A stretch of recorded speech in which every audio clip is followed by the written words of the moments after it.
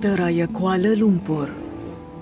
Dalam degup jantungnya ada pelbagai cerita, manusia dan kemanusiaan. Sesekali apabila anda menyusuri kaki lima kota ini, cuba dengarkan. Bertingkah bunyi, tongkat putih menapak membawa sepasang kaki warga cacat penglihatan ke destinasinya. Di kota ini, sesusuk tubuh pemilik mata yang tidak dapat melihat hiruk pikuk bandaraya. Namun ini kisahnya yang terang hati, celik nuraninya. Nama saya Siti Hadijah binti Abu Bakar, umur 47 tahun. Saya ni adalah seorang cacat penglihatan, orang buta. So, daripada keluarga yang hidup yang serba sederhana lah. Stesen kereta api aliran transit ringan LRT Maluri terletak berdekatan dengan rumahnya di Ceras.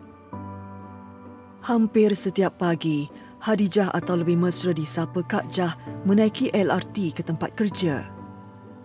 Landasan tren yang dilalui umpama menyelusuri setiap detik kehidupan yang dilalui ibu kepada 5 orang cahaya mata ini.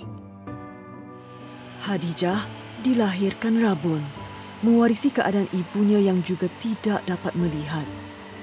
Dia pernah menerima pendidikan di sekolah biasa, namun segala-galanya berubah apabila memasuki tingkatan 2. Pandangannya kian kabur dan Hadijah dilanda kemurungan. Meskipun mak mata tak nampak, mak usaha jugalah turun naik, pergi ke kebajikan masyarakat, pergi ke Kementerian Pendidikan supaya saya boleh bersekolah. Jadi alhamdulillah tahun 1989 saya bersekolah di Sekolah Menengah Pendidikan Khas Cacat Penglihatan di Setapak Kuala Lumpur. Pada masa yang sama juga saya juga sangat aktif bersukan dalam sukan orang kurang upaya lah.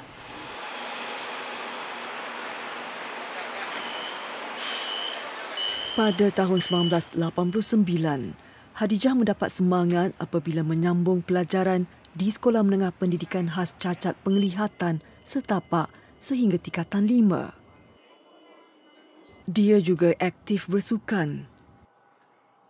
Gagal melanjutkan pelajaran ke tingkatan 6, Hadijah sekali lagi berasa sedih namun tidak membantutkan keinginannya terhadap ilmu. Belajar di Pusat Latihan Geni di Brickfield Kuala Lumpur.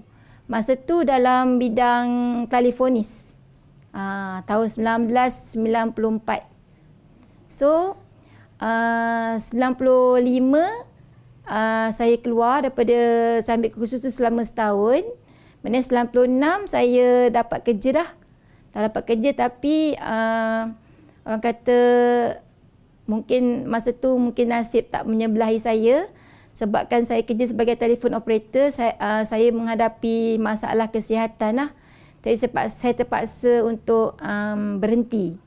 Jadi dari situlah saya mula menceburkan diri saya dalam bidang urutan. Mencatat banyak pencapaian termasuk memiliki pusat terapi urut, namun kehidupan Kak Jah kerap dilambung gelombang. 7 tahun lalu, suaminya Khairul Fauzi Zinuddin yang juga cacat penglihatan diserang strok. Di samping bekerja mencari rezeki bagi menyara 5 anak mereka, Kak Jah juga menguruskan suami yang terlantar di rumah. Bukan mudah, namun dia belajar memberi susu kepada suaminya, menerusi tiup yang dimasukkan menerusi hidung ke perut, malah mengangkat suaminya untuk dimandikan selama hampir 5 tahun.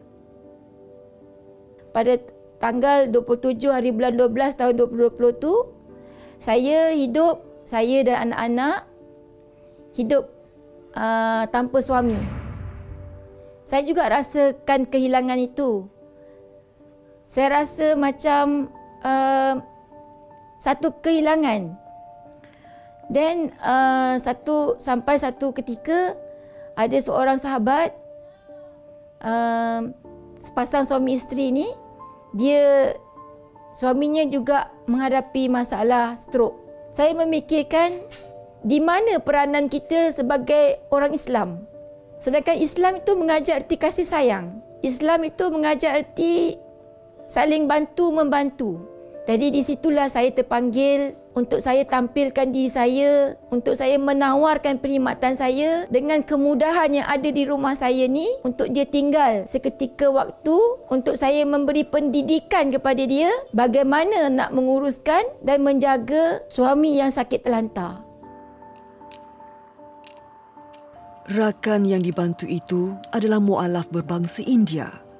Walaupun yang ditolong itu kemudian meninggal dunia seperti suaminya, Hadijah gembira dapat menghulurkan tangan.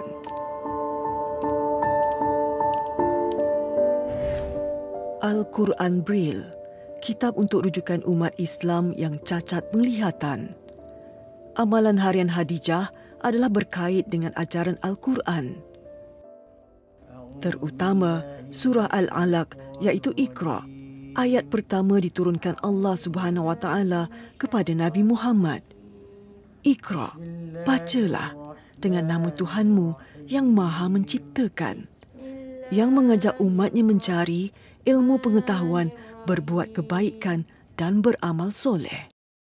Masa sekolah di kampung tu, macam petang-petang lepas maghrib tu, mak akan hantar pergi ke rumah satu datuk lah untuk belajar mengaji.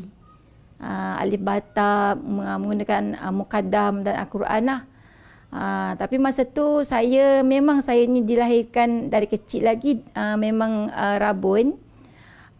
Memang tak pernah melihat dunia yang sebenar-benar keindahan yang nyata lah. Dalam keadaan yang kabur sedikit, tapi saya masih mampu untuk membaca dalam tulisan yang normal. Masa dulu pun mengaji Al-Quran pun dalam huruf-huruf Al-Quran yang biasalah. Cuma mungkin penglihatan tu kabur dan terpaksa melihat lebih dekat. Dekatkan mata dengan kitab supaya boleh membaca. Iqra bismi rabbikal ladzi khalaq. Iqra bismi rabbikal ladzi khalaq. Khalaqal insana min 'alaq. Khalaqal insana min 'alaq. Hadijah pernah berhenti mengaji Al-Quran seketika. Kemudian menyambung semula dengan tunjuk ajar anaknya membaca Braille. Selepas itu dia berguru dengan Ustaz Muhammad Nur Awangah. Apabila kita merasa titik-titik Braille itu, sewaktu kita dah dewasa ni, jari jemari ni dia kurang peka. Dan susah untuk saya mengenal setiap titik-titik Braille itu. Sebab dia cuma ada 6 dot saja untuk mewakili semua huruf. Jadi saya kena ingat titik-titik tu, rasa dengan peka. Kadang-kadang bentuknya hampir sama tapi sebenarnya tak sama. Jadinya saya telefon Ustaz. Saya kata, Ustaz, saya nak belajar balik Al-Quran dan saya mula balik membaca Iqra. Iqra 1 saya baca, Iqra 2 sampailah Iqra 6. Dan sekarang ni dah boleh membaca mukaddam tapi dalam kadar yang sangat perlahan lah. Sebab kadang-kadang kita tak berapa confident dengan titik yang kita raba tu. Allazi 'allama bil qalam. Allazi 'allama bil qalam. Ustaz Muhammad adalah insan pertama yang diamanahkan oleh Pertubuhan Orang Cacat Penglihatan Malaysia menyalin Al-Quran dalam bentuk Braille.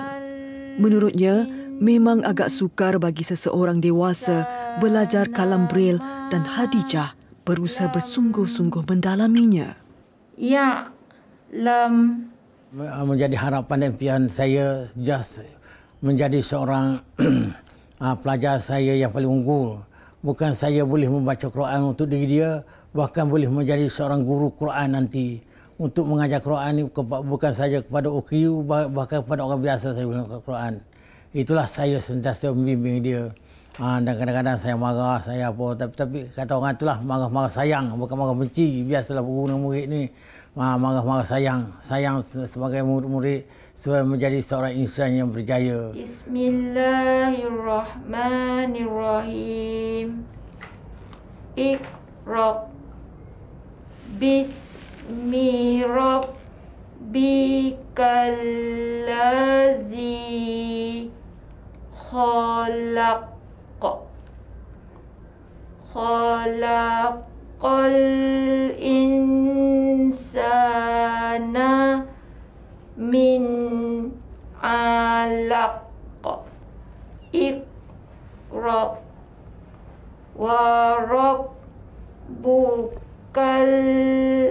akram allazi 'allama bil qalam 'allamal